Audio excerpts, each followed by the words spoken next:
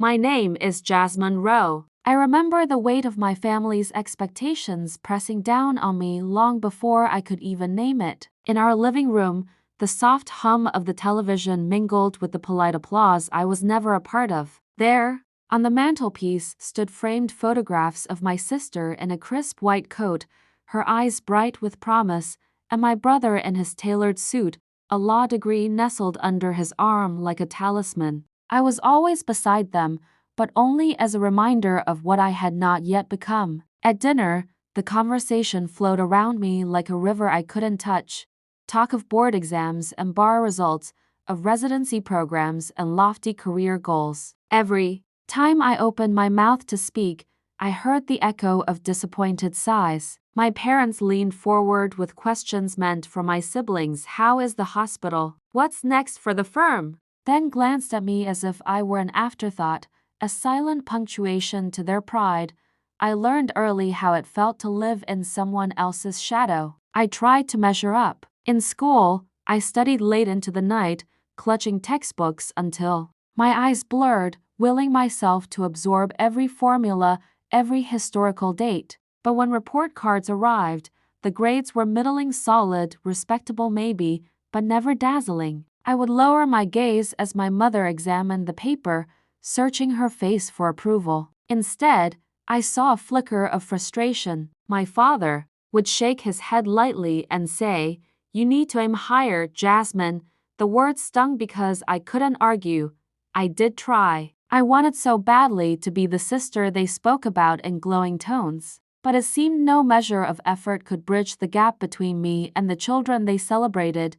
Still, I held onto a quiet hope that one day I would find my place. When my sister passed her medical boards and my brother won his first courtroom verdict, I clapped louder than anyone, my smile wide but hollow. At night, I lay awake in my room, staring at the ceiling, listening to the muffled laughter of my family downstairs. I wondered if they even knew how much I longed for their embrace. The house felt too big, the air too thin. In those moments, I understood what it meant to be overlooked, to exist but not be seen, to care but not be cared for, and so, in that charged silence, a seed of determination took root. If I couldn't earn their respect by walking the paths they chose, I would forge my own. I imagined a uniform in place of a gown or tailcoat, felt the steady weight of a rifle instead of a stethoscope or legal pad. It was a distant dream at first, one I spoke of only in secret journal entries. Yet beneath every page, I felt my heart harden with resolve. Someday, they would know who I was even if it had to be on my own terms. I signed the enlistment papers on a muggy afternoon, the sun a harsh glare through the recruiter's office window. The kitchen at home was empty when I returned, the table cleared of dishes, as though I'd never been there at all. When I slipped inside, my mother didn't look up from her magazine. My father didn't glance away from the television. I cleared my throat, heart pounding with hope that anyone would ask where I'd been. Instead, they offered me the same hollow curiosity I'd grown accustomed to. "How was your day?" I forced a smile, realizing then that this moment felt more momentous to me than it ever would to them. Every conversation at home turned into a reprimand once they saw the uniform hanging on my bedroom door. My sister's eyes narrowed when she crossed the threshold, and my brother paused mid-sentence on the phone, voice tight with disbelief. My mother's gentle hands trembled as she folded my shirt, and my father looked at the stripes on my sleeve as if they were a stain. They called it abandonment. They said I was running away from my potential, that I was throwing away a future I'd barely given a chance. Their words felt sharp, like glass slicing through my confidence. When I tried to explain why I'd enlisted, I spoke of honor, of service, of something larger than myself. But the room fell silent, and my words drifted into the corners unnoticed. My mother clasped her hands and said, "I only want what's best for you." It was the only response I ever received. In their minds, I had settled for less prestige, less stability, less respect. All I heard was that by choosing this path, I had confirmed their worst fear, that I was, indeed, the disappointment, Leaving home was not an escape but a reckoning. At training camp, I was no longer the sister or the daughter. I was just Jasmine, sometimes called by my last name, until I learned to answer only to Sergeant. The early mornings came with cold wind and running drills that forced my legs to burn until every step felt like rebellion against my old life. Under the watchful gaze of drill instructors, I discovered muscles and strengths I never knew existed. In the echo of shouted commands, I heard the steady beat of my own heartbeat, solid and unwavering. There was no room for the fragile self-doubt that had haunted me. The uniform demanded purpose, and I was determined to give it everything I had. Letters home were stilted at first. My parents wrote, but their words dripped with pity, reminders to be careful, vague hopes that I'd rethink my decision. They sent a single care package, a small box with homemade cookies that arrived stale, as though nobody expected me to be around long enough to eat them. I stared at that box in my barracks, feeling the sting of their half-hearted support. In that moment, I realized the uniform I'd put on was not only my armor against the world but also my declaration of independence from their approval. Those early months in training revealed more than physical resilience. They exposed an inner fortitude I had buried under years of comparison and disappointment. Each obstacle, scaled walls, frozen nights on watch, endless laps around the field was a chapter in a new story I was writing for myself. I pressed my palm against the rough surface of a wall I could barely see over and told myself there was nothing on the other side I couldn't face. That promise carried me forward when my family's voices echoed in my mind, questioning my worth. By the time I shipped out for my first deployment, I carried with me a hardened conviction.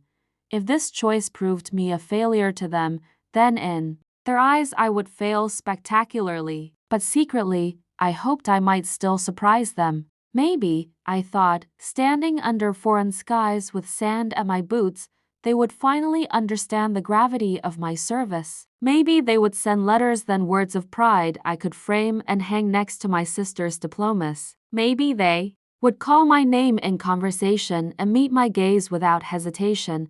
I have since learned that hope can be both a gift and a burden. The day I watched the transport van pull away from the tarmac, leaving home behind, I did not look back. In the dust-kissed desert heat, I felt the crisp weight of my identity shift at last. I was no longer the role player's understudy. I was Sergeant Jasmine Rowe, a soldier who made a choice not out of desperation, but out of conviction. And though my family still struggled to see my decision as anything other than a reckless gamble, I carried my purpose clearly in my chest, steady, unshakable, and mine alone. The first time I saw myself in the mirror wearing the regulation uniform, my reflection stared back with eyes I barely recognized. In boot camp, everything I thought I knew about strength and resilience was tested in ways that left me raw and exposed. They woke us before dawn, hauling us out of our racks when the world was still cloaked in darkness, and pushed us into frigid morning drills until our teeth chattered louder than the drill sergeant's commands. I arrived weighed down by family doubts, but in those first endless hours of running and crawling and climbing, I began to shed the hesitation that had clung to me for as long as I could remember. My muscles screamed, my lungs burned, and yet I kept pushing forward, determined to prove something not to them, but to myself. We learned discipline the hard way, by failing. I remember the sting of being left behind on a 5-mile obstacle course because my bootlaces came undone, the echo of boots disappearing down the track before I could catch up. I refused to let that moment define me. I relaced my boots with care and ran that course again the next day, each step a statement. I belong here as much as anyone. That determination drew others to me. I found myself leaning into a camaraderie I had never known in the quiet isolation of my family home. In the barracks, we shared stories between drills. The young man from Minnesota who joined to escape his troubled neighborhood, the woman from Texas whose grandfather had served in Vietnam, the colleague from Florida dreaming of going back to college once her enlistment was up. Their hopes and fears became my own, and suddenly I was part of something greater, a chain of convictions linking us all. Every evening, when the sun dipped below the horizon and the desert air cooled, I would lie on my rucksack under the canvas of my tent and think about home. My thoughts flickered between pride in my growing strength and the familiar ache of loneliness. I missed my mother's voice, even when it was laced with disappointment, and the way my father ruffled my hair when he thought no one was looking. But in the stark stillness of that training ground, I discovered a fiercer love for myself than I had ever felt for the approval of others. I learned to relish the ache in my body as proof of my evolution, and the roar of my heartbeat as proof that I was alive in ways I had never been before.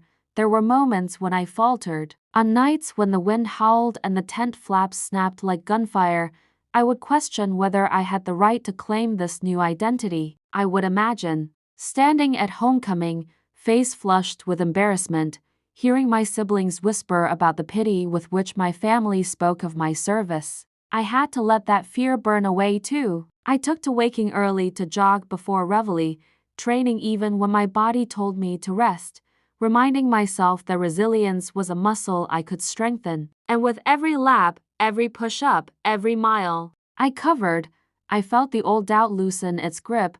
The true crucible came during live fire exercises. The earth trembled beneath our boots as rounds clipped the berm in the distance, each blast a thunderclap that jolted my senses. The smell of cordite mixed with sweat, and I realized that fear wasn't an enemy to be eradicated but a companion to be acknowledged. I thought of my family, of the howls of disappointment I had absorbed for years, and I pressed my finger against the trigger. In that moment, I recognized that my purpose was not to escape their scorn but to transcend it. I was no longer the disappointment. I was the protector. My life, and the lives of my fellow soldiers, depended on my focus, on my commitment. When graduation day arrived, the morning sun painted the parade ground in gold, and I stood at attention among my fellow recruits, every hair in place, every crease in my uniform sharp as a knife's edge. The drill sergeant's eyes swept over us, looking for any sign of weakness. I held my breath, recalling the hours of doubt and sweat and small triumphs that had brought me here. As he nodded approvingly and cut the line, handing me my dog tags, I felt a surge of pride so fierce it nearly knocked me off balance. For the first time in my life, I had earned something wholly on my own terms. The helmet rested snugly on my head, the weight both physical and symbolic, and I realized that this uniform, this identity, was not a replacement for who I once was, but an expansion of all I had fought to become. In the hush that followed the final commands, I looked around at the faces beside me, friends who had laughed with me when I stumbled, who had helped me brace against the wind during night watches, who had shared their last mrai when hunger gnawed at our resolve. We had been forged together in fire, and we emerged not as broken fragments but as a unified force. In their eyes, I saw reflections of my own transformation. We would carry this through every mission ahead, shoulder to shoulder, bonded by shared trials. And though my family might still only see the uniform as a sign of my failure, I carried its meaning deep within my bones. I belonged at last, and nothing could ever take that away. When the transport plane's engines roared to life, a pulse of excitement ran through me that I had never felt growing up. I settled into the hard, narrow seat, clutching my duffel bag like a lifeline, and watched the familiar landscape of home disappear beneath the clouds. There was a strange comfort in knowing that from this moment on, I was on my own terms, no longer the sideline sister at family dinners, no longer the girl whose choices elicited pity or silent disapproval. I felt the first stirrings of freedom, tinged with the awareness that freedom sometimes carries a high price. We flew for hours, crossing oceans and time zones until the plane dipped through inky skies and the scent of unfamiliar air filled my nostrils. As we disembarked onto the tarmac, the heat struck me like a physical force, and I straightened in my fatigues, steeling myself for what lay ahead. Our first days in the field were a blur of motion and noise. Sand swirled at our boots as we learned to navigate winding streets and dusty alleys. The rumble of armored vehicles and distant thunder of artillery became the soundtrack to our lives. I discovered that combat has its own language conveyed through the sharp snap of orders, the thrum of helicopters overhead, and the tense hush before the crack of gunfire. In those tense moments, I felt alive in a way I never had back home, my senses sharpened and my purpose clear. Yet alongside, the adrenaline was a hollow ache that nothing seemed able to fill. The absence of letters from home. I had shipped out with a stack of stationery, imagining my parents, my sister, even my brother sending words of encouragement, songs of pride, anything that would tether me to them across thousands of miles. Instead, the mailbox in our makeshift headquarters remained stubbornly empty. Every afternoon, I would pause during a lull in training or operations, walk over to the solitary metal box, lift the lid with hope, and close it again with disappointment, my heart sinking a little each time. At first, I tried to dismiss it. Surely they were busy, surely mail just took longer to arrive. But days stretched into weeks, and silence grew heavier with each passing dawn. My bunkmates noticed my glances toward the mailbox and offered sympathy, but their well-meaning words could not soften the sting. When one sister in arms received a letter from her mother, her face would light up as she peeled open the envelope, her laugh echoing through the tent. I would watch from my cot, my own stationery untouched beside me, and force a reassuring smile. I buried my frustration beneath layers of discipline. I buckled on my gear each morning, practiced my marksmanship until the recoil felt like an extension of my arm, and memorized every protocol for field medicine and clearing buildings. Yet, in the quiet moments between missions when the desert sun dipped low and the sky bled orange and purple, I felt the cold isolation settle in my chest.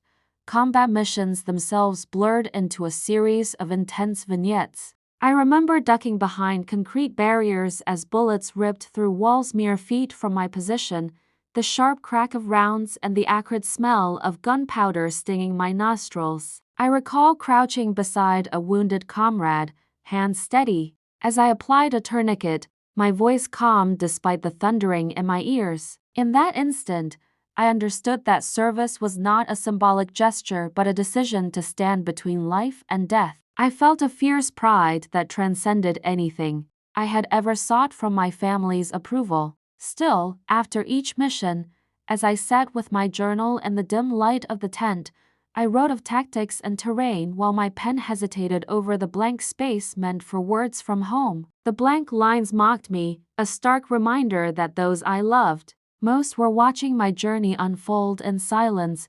The loneliness seeped into my bones. I spoke less of my family's snubs and more of my newfound purpose, trying to convince myself that their opinions no longer mattered. But deep down, I ached for a sign that they cared, perhaps a single postcard, a hastily scrawled "Be safe." My squad mates rallied around me, become the family I had longed for. They shared their rations, their stories, their fears, and their hopes for the future. We celebrated small victories together, a mission completed without casualties, progress in building trust with local villagers, and those moments of camaraderie sustained me far more than any absent words from home. Still, when the night watch came and I stood sentinel under a thin blanket of stars, I felt the gulf between my two worlds widen. I was a sergeant overseas, entrusted with lives and responsibilities, yet I was still Jasmine Rowe, daughter, sister, yearning for the warmth of belonging I had never fully known. By the time I boarded the aircraft for my first return home on leave, I had conditioned myself to brace for disappointment. The ride from the airfield to my parents' house felt surreal, as though I were a guest in a place I once called home. When I stepped through the front door, I found my mother in the kitchen, but she barely looked up at my uniformed figure. My father was in his recliner, eyes glued to the television. They offered the perfunctory welcome back, but their tone lacked enthusiasm. At dinner that night, I sat at the end of the table, plate balanced on a folding tray rather than the kind of set the family used for special occasions. My siblings exchanged cursory glances but said nothing about my time away. In that moment, I understood that I had long ago stopped waiting for their approval. I realized that my worth was not defined by their silence or their dismissive glances, but by the strength I had discovered in the desert, the bond I had formed with my fellow soldiers, and the lives I had helped save. That night, as I lay in the guest room, I closed my eyes and saw the theater of war, the staccato bursts of gunfire, the flickering lights of medevac helicopters against a bruised sky, the steady pressure of my hands on a wounded comrade's arm. I thought of the empty mailbox, the unspoken disappointment in my parents' eyes, and I felt a quiet resilience bloom within me. I had stepped across continents in search of purpose, and despite their silence, I had found it and claimed it as my own. The night air was heavy with dust and tension when our squad received the call. Intelligence had reported insurgent movement just beyond the Ridge, families fleeing one direction and armed fighters the other. We moved out under the shroud of darkness, each footstep measured against the silent heartbeat of the desert. I felt the rifle press into my shoulder like a promise. I would do everything in my power to bring everyone home. My senses were acute. Every rustle in the shrubs, every distant echo carried the weight of lives depending on our calm and our courage. As we rounded a weathered outcropping, a sudden burst of rifle fire cracked across our line. Bullets whined past the truck, shredding the desert air and punching holes through the side panel. Men dove for cover, hearts racing as tracer rounds painted lines of danger. My sergeant was hit in the arm, blood seeping through his sleeve as he collapsed behind the wheel. For a moment, shock froze me in place, the world narrowing to the metallic scent of fear. Then instinct took over. I sprinted to his side, shouting for the others to lay down suppressive fire. With one hand, I dragged him to the rear of the vehicle. With the other, I pressed his arm tight against his chest, knotting a tourniquet from my own uniform sleeve.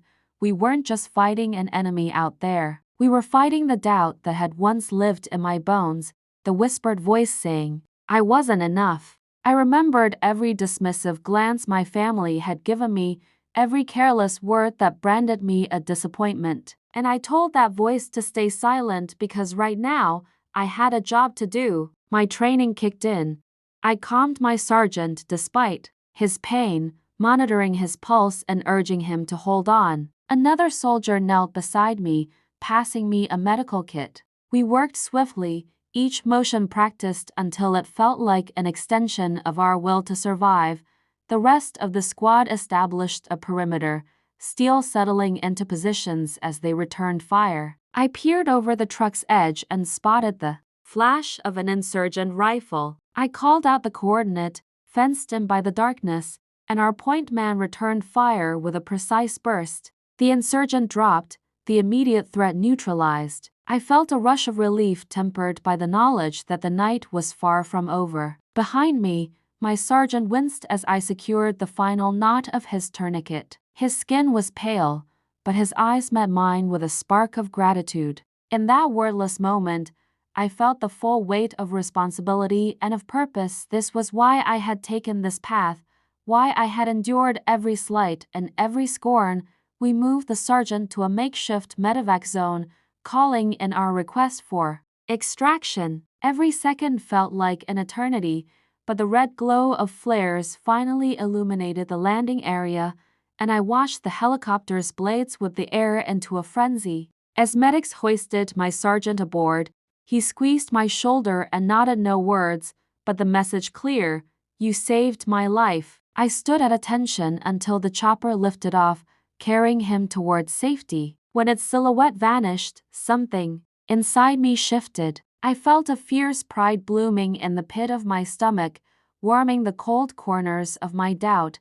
The aftermath of that mission stretched into days of adrenaline and exhaustion. We escorted the fleeing families to safe zones, organizing water and supplies, sharing what scant comforts we could muster. Mothers held crying children tight, eyes wide with terror and relief. In one tent, an elderly man pressed his hands together and whispered a prayer of thanks. his weathered face glistening with tears. Across the whispering wind, I heard the echo of his gratitude resonate deeper than any promise of approval I'd ever sought from home. For a moment, I allowed myself to imagine what that might have sounded like from my own family. "We're proud of you, Jasmine," but I pushed the thought aside, knowing that my worth would no longer hinge on their words. When our rotation finally ended, the squad gathered around a small fire beneath a sky so bright with stars it hurt to look at. We spoke softly of home, of barbecues, and whispered lullabies, of the routines we missed but would never take for granted again. They toasted to our sergeant's recovery, using rye plastic cups filled with water fetched from a nearby well. I drank mine slowly, letting the cold liquid remind me of how much I had endured and achieved. Their laughter felt like a benediction, a chorus that welcomed me fully into this family forged in fire and fear. It was during those quiet hours that I realized something profound. I did not serve for medals or recognition, nor to silence the voices of those who had doubted me. I served because within the uniform, I had discovered a calling that transcended any judgment or neglect. The lines between duty and identity blurred until they vanished. I was not merely Jasmine Rowe, the daughter who couldn't measure up. I was Sergeant Jasmine Rowe, a protector, a healer, a leader. And that truth pulsed through me like a second heartbeat.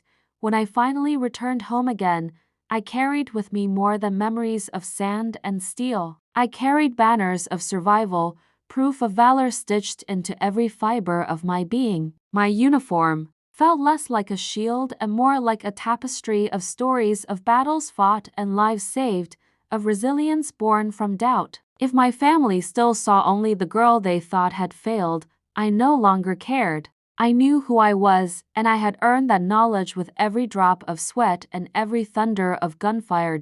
In the months that followed, I wore my scars quietly, some on my flesh and some hidden deep in my chest. But I never again wore the weight of others' expectations. I wore the uniform the way it was meant to be worn, with purpose, with pride, and with unwavering resolve. I was, at last, exactly where I belonged.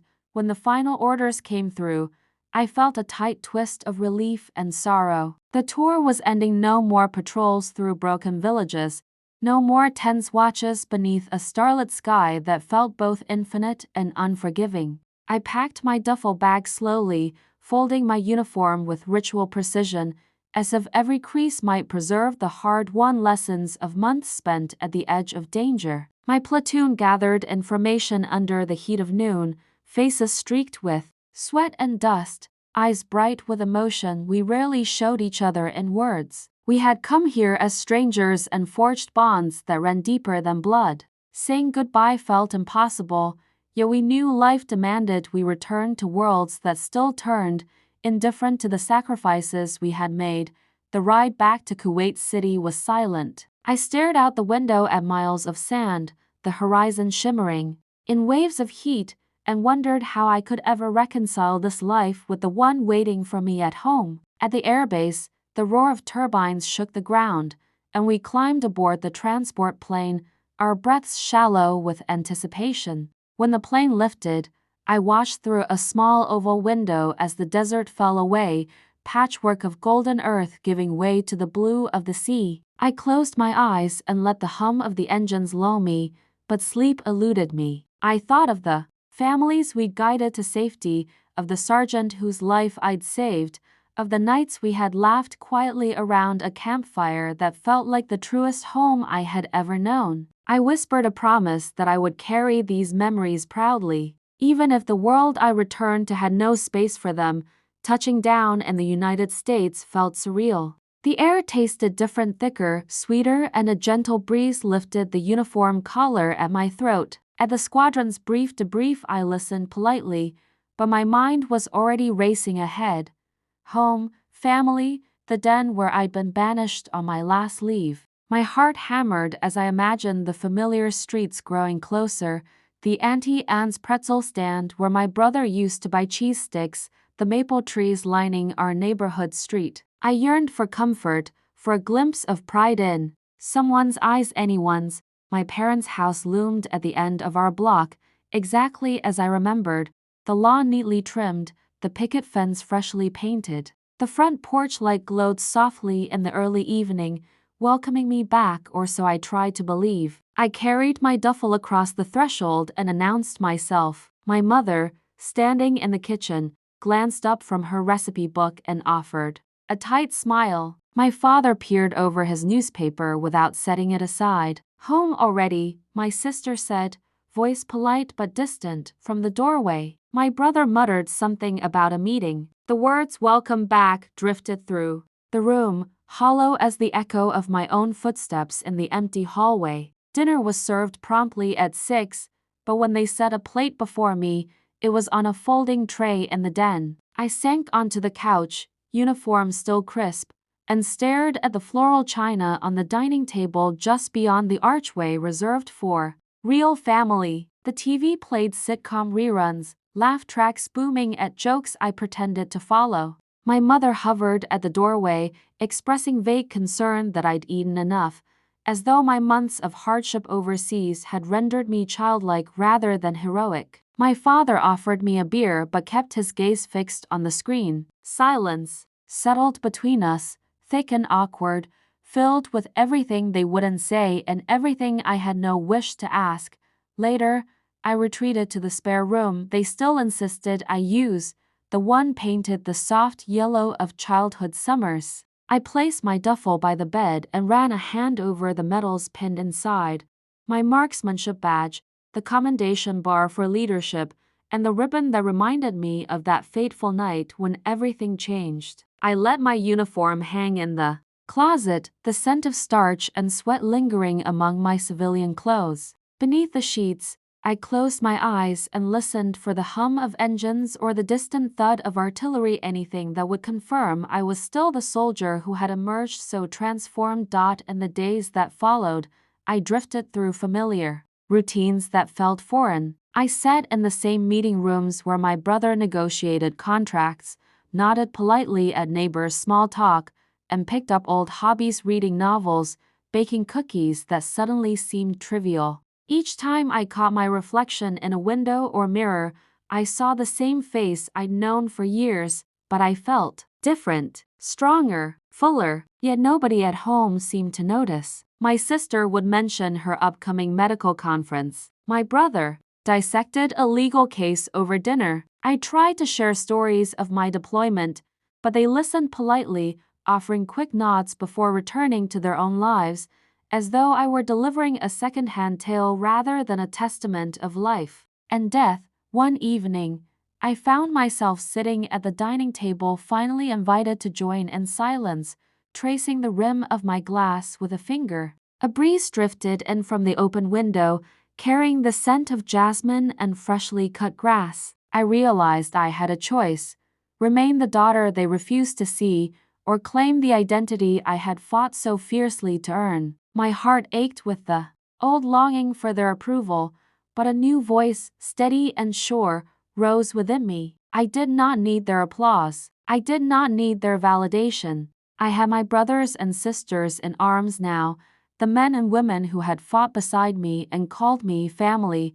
When I rose from the table, I felt the weight of my resolve settle across my shoulders like a cloak. I would not shrink again to fit into their expectations. I would carry forward this quiet strength and live out the purpose I discovered under foreign skies. The den, the folding tray, the awkward silences, all were reminders of a life I had outgrown. And as I walked down the hallway toward the front door, I held my head high, ready to step outside into the world that now recognized my worth. Even if home did not.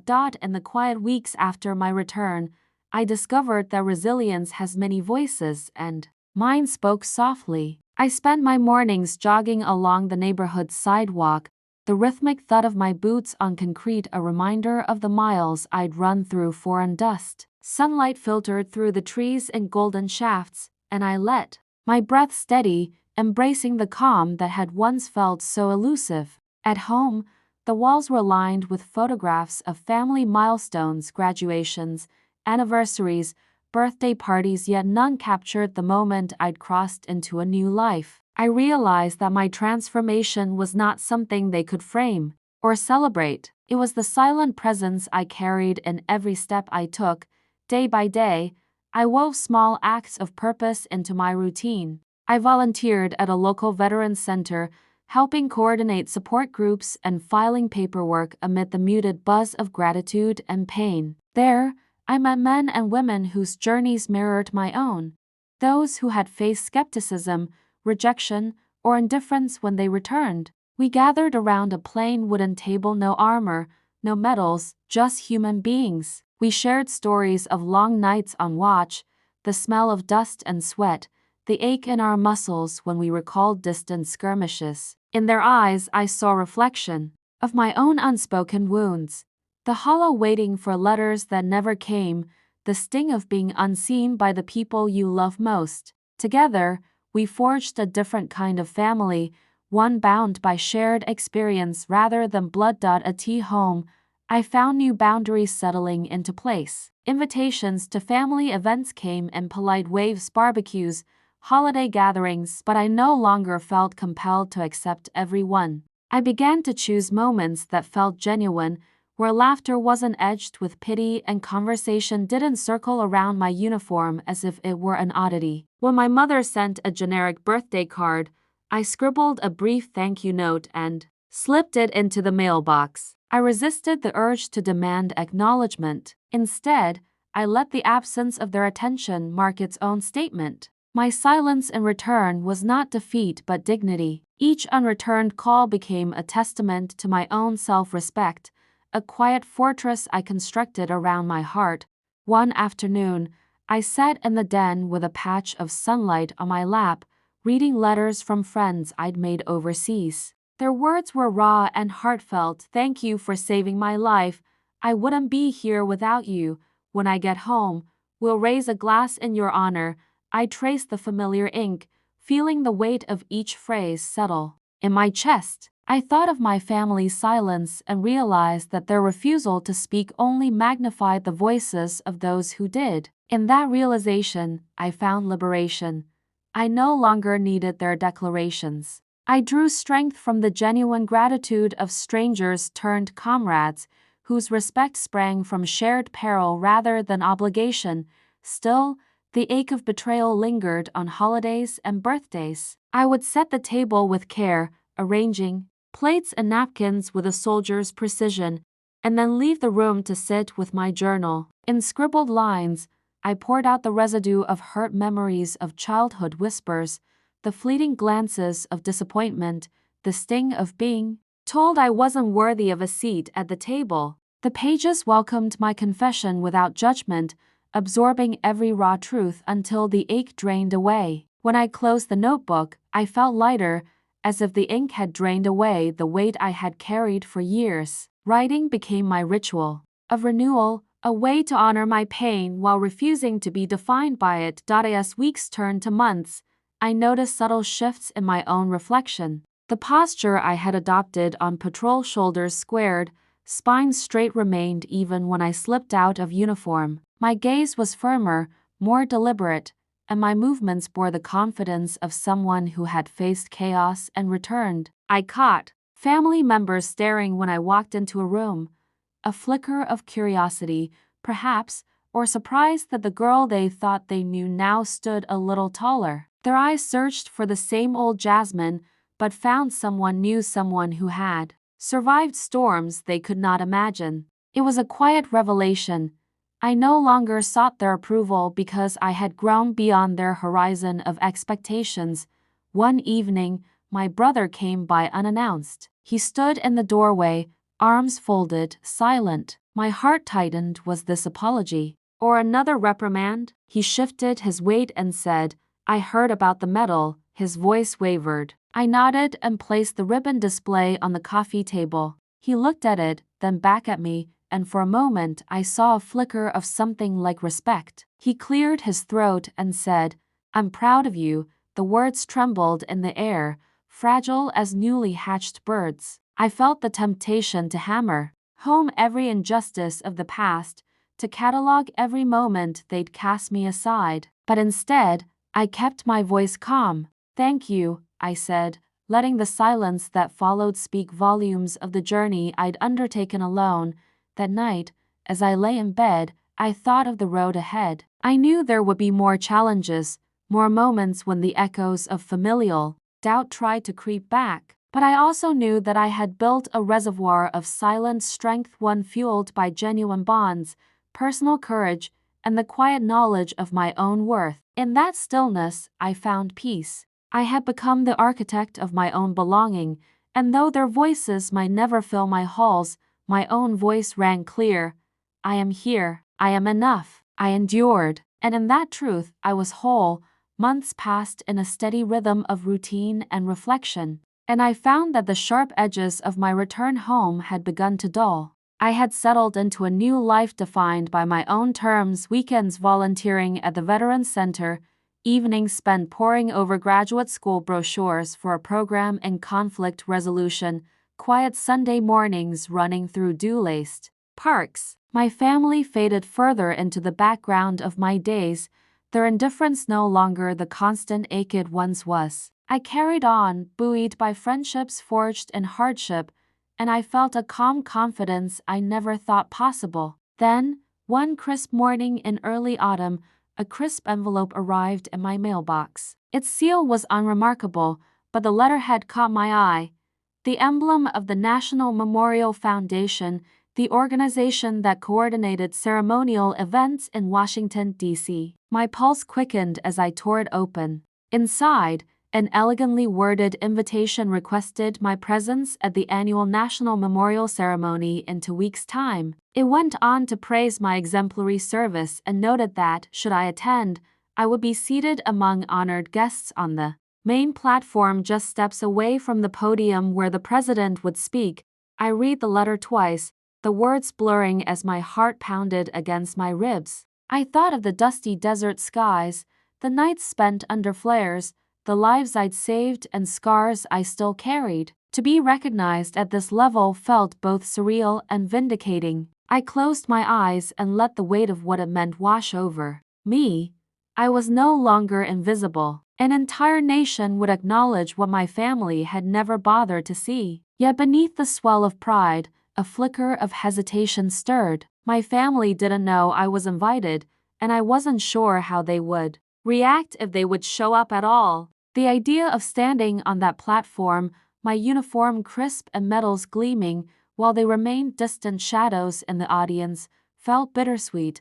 I carried the letter with me through the day, tucking it inside my journal and running errands with it tucked against my side like a talisman. At the Veterans Center, my colleagues noticed my distracted smile. When I finally shared the news, their faces lit up in genuine joy. "They'll love you," one of the coordinators said, eyes bright. "This is your moment." Their excitement was infectious, and with each encouraging word, my resolve solidified. I decided that even if my family chose to stay silent, I would not let their absence mar my moment of honor.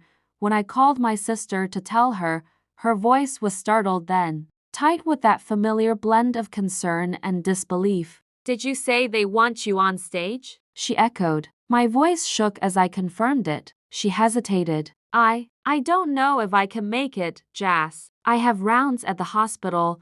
I swallowed hard, imagining her in her pristine white coat, tending to patients as though every second in the operating room mattered more than the ceremony honoring her own sister. I bit back the resentment that flared, reminding myself that this wasn't about my family's shortcomings but about my own triumph. "That's okay," I said softly. "I understand." I hung up with a knot of disappointment tightening in my chest, but also a sense of gentle release. I no longer needed their participation for my honor to be real. Over the next 2 weeks, I prepared meticulously. I tracked the ceremony's program, learning the sequence of wreath-laying, musical tributes, and speeches. I polished my boots until they shone, pressed my uniform until every crease was perfect, and arranged for a tailor-made display for my medals. Each act of preparation was an affirmation. This recognition was legitimate, and I deserved every moment of it. On the day of departure, I hugged my veteran friends goodbye at the airport. Their smiles and congratulations warmed me more than any family embrace ever had. Washington greeted me with gray skies and a chill wind that whispered of history. As our transport bus rolled onto the National Mall, the monuments rose before me, marble giants etched with sacrifice and memory. Inside the grand amphitheater, I found my assigned seat on the platform. Around me sat high-ranking officers, Gold Star families, and civilian dignitaries. The hush that fell as the president approached the podium was reverent, the crowd's anticipation a low hum beneath the crisp chant of ceremonial drums.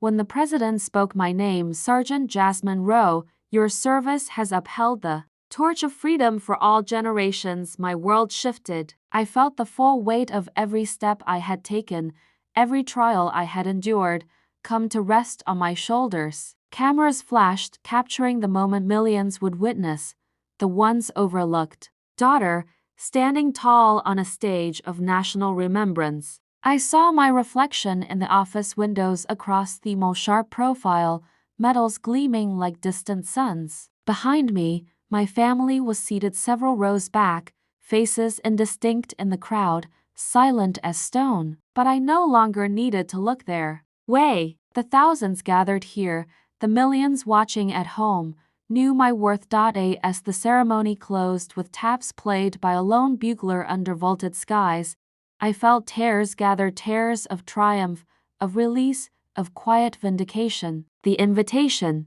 had been unexpected, yes, but it was also a gift, an affirmation that even if the people closest to us don't see our value, the world still can. And so, when I stood to leave the platform, I carried not bitterness but a profound gratitude for the nation that honored me, for the comrades who believed in me, and for the journey that led me to this moment of undeniable recognition. In the hush after the applause, I closed my eyes and whispered to myself, "This is for you, Jasmine. You earned this." I stood at attention as the commander-in-chief approached the podium, the afternoon light glinting off the gold star flags draped across the stage. My heart had settled into a steady cadence, strong, unwavering, yet in that moment, it felt as though time slowed. The hush that fell over the crowd was palpable, a collective breath held in reverence for the sacrifices we had all made. I gripped the edges of my uniform jacket, feeling the smooth weight of the metal ribbons beneath my hand, and tried to anchor myself to the present. All the months of training, the desert dust in my lungs, the sting of my family's silence, they converged here, beneath the wide sky of the National Memorial. The president paused mid-speech, eyes sweeping the rows of service members. For a heartbeat, I thought my name would go unspoken, that the invitation had been a courtesy lost in ceremony. Then his gaze settled on me, and he spoke. "Sergeant Jasmine Rowe, please stand." Shock rippled through me, and warmth flooded my cheeks as I stepped forward. A collective murmur rose from the audience. I heard the click of cameras, the rustle of programs lowered in surprise. I felt vulnerable, exposed in my uniform, every medal and ribbon a testament to dangers faced and burdens carried in silence. Yet beneath the vulnerability was a fierce pride that steadied my pulse. This moment was mine. As I reached the edge of the stage, the president extended his hand and pinned the medal to my chest. The cool metal against my heart felt electrifying. He spoke softly enough that I had to lean in. "You have saved not just lives, but generations. Your courage and sacrifice will guide our nation forward." In that instant, I saw more than his words. I felt their weight. Every night I had borne the sting of abandonment, every letter I'd imagined but never received, all the hollow dinners at home. It was as though they dissolved in the wash of those syllables. My family, seated a few rows behind, went still, their faces flattened with surprise, confusion, perhaps even shame would be forever imprinted on my memory.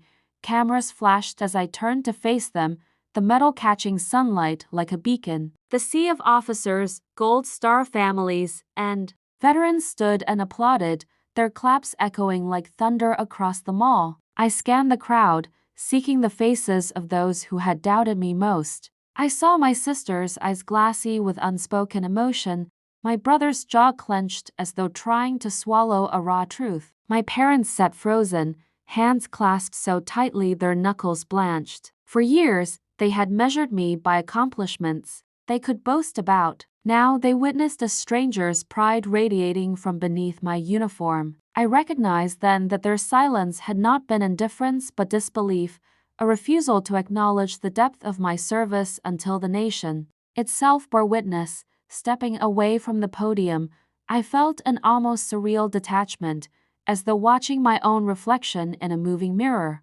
Reporters lunged forward with microphones asking for comments, but I simply gave a nod of gratitude. Words felt unnecessary. Every flutter of my heart, every tightness in my throat, spoke volumes. I returned to my seat on the stage and sat between dignitaries and fellow honorees, chest swelling with a quiet triumph that no one could undermine. The rest of the ceremony moved in waves, laying wreaths, reading names, tolling bells, but my mind lingered on that beat of recognition, the precise moment when honor found me. When the ceremony closed, we were all asked to remain for photographs. I posed with the president, his arm around my shoulder, and then with fellow medal recipients. Each snapshot was another proof against the years of doubt, another record of a hero they had once dismissed. As I finally descended the steps, veterans and families lined the aisles to shake my hand. Some whispered thanks, others offered tears. A young soldier pressed a handwritten note into my palm. "You give me hope." I folded it carefully into my pocket, knowing it would be more precious than any official commendation. Walking away from the stage, the late afternoon sun casting long shadows across the mall, I felt a profound stillness settle over me. The world had seen what I carried in silence, and in that recognition lay a freedom I had never imagined. My family remained in their seats, perhaps to process, perhaps to reconcile their own failures, to celebrate me earlier. I didn't hate them for it. Their journey to this moment was as complex as mine had been. I only felt a deep compassion and an unshakable resolve that I would never again seek approval on someone else's terms. In the days that followed, news outlets ran stories with my image in crisp focus. Sergeant Rowe, the soldier who saved her platoon, the hero who rose above family scorn, Medal of Honor recipient Jasmine Rowe. Everywhere I looked, I saw proof that recognition had found me at last. Yet the most precious confirmation remained tucked in my heart, a voice that no longer trembled with doubt, a soul fortified by struggle, and a promise to myself that I would carry this moment as a torch, not just for me, but for every soldier who served quietly, hoping for the day the world would know their worth. When the last echo of applause faded beneath the vast Washington sky, I stepped off the stage with a quiet certainty I had never known as I crossed the threshold of my family's expectations. In that moment, the medal that gleamed on my chest was more than medal and ribbon. It was proof that the road I had chosen, the sacrifices I'd made, and the tears I'd shed in silence carried meaning far beyond any dinner table slight or stinging remark. My uniform felt less like armor and more like home, each crease a memory, each ribbon a chapter of survival and purpose. As I moved through the crowd, veterans and bystanders alike reached out to touch that ribbon, to thank me, to share their own stories of battles fought in distant lands and battles fought within. Their voices, hushed and full of reverence, wove around me a tapestry of shared humanity, and I realized that this recognition was more profound than I had ever dared imagine. I found myself beside the reflecting pool where the ceremony had drawn to a close, water still and clear under the afternoon sun. A gentle breeze stirred the surface, sending ripples across the marble monuments that lined its edge: the Vietnam Veterans Memorial, the Korean War Veterans Memorial, silent sentinels of sacrifice. I pressed my hand against the cool stone of one monument, feeling the names carved deep into its surface. My own story felt inscribed there now, among countless others who had walked this path. I knelt and traced the outline of a name, imagining the life behind it.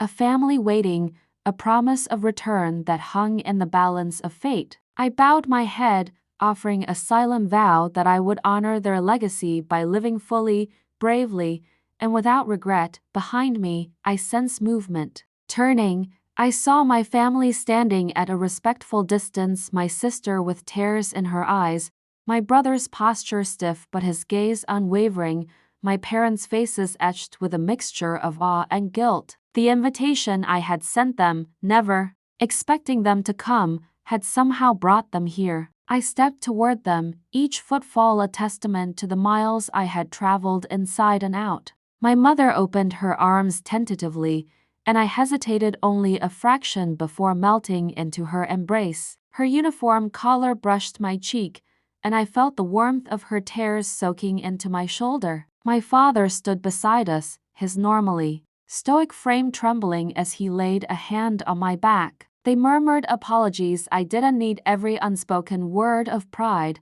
Every unspoken amends was etched in the very fabric of this day. My sister and brother flanked us, softer now in their stance, as though the weight of comparison that had once clouded our home was finally lifted. My sister touched the metal pin to my chest and whispered, "I'm so proud of you," her voice thick with the realization that I had become more than she or anyone had ever predicted. My brother offered a salute, an informal gesture, but, in that moment, it meant more than any legal victory he had ever celebrated.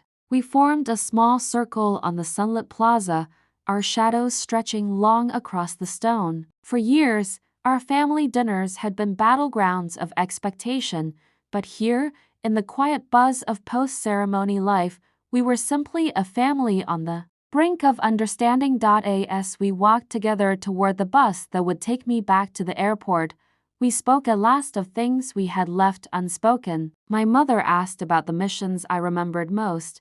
My father listened as I described the bonds of friendship that had saved my life.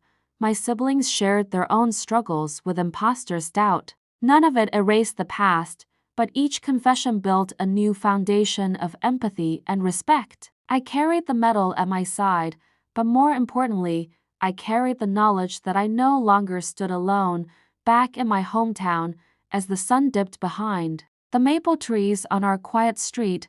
I held a small gathering in our backyard, a barbecue under strings of lights, laughter floating on summer air. My fellow veterans and I shared grilled meat and cold drinks, our conversations a lively mix of civilian life and service memories. My family moved through the crowd beside me, mingling with my friends as though discovering pieces of me they had never seen. When a neighbor asked about the ceremony, my father spoke first, explaining with pride how his daughter had saved lives and earned her nation's highest respect. My mother smiled broadly as I recounted the day's events, her eyes dancing with relief that her daughter's worth was at last undeniable even in the mundane moments of home. As night fell and the fireflies emerged, I slipped away to stand by the old oak tree where I had once sat alone, wrestling with the ache of belonging. Now, the air was filled with voices, friends offering stories, family offering love, veterans offering understanding. I looked up at the sky, pinpricked with stars, and I whispered a quiet thanks for every step that had brought me here. The harsh mornings of boot camp, the lonely nights in distant deserts, the bitter dinners at home, and the bright moment under the nation's gaze. Each had been a thread in the tapestry of my life, woven into something stronger than I ever imagined possible. In that moment of peaceful celebration, I felt the full measure of my journey.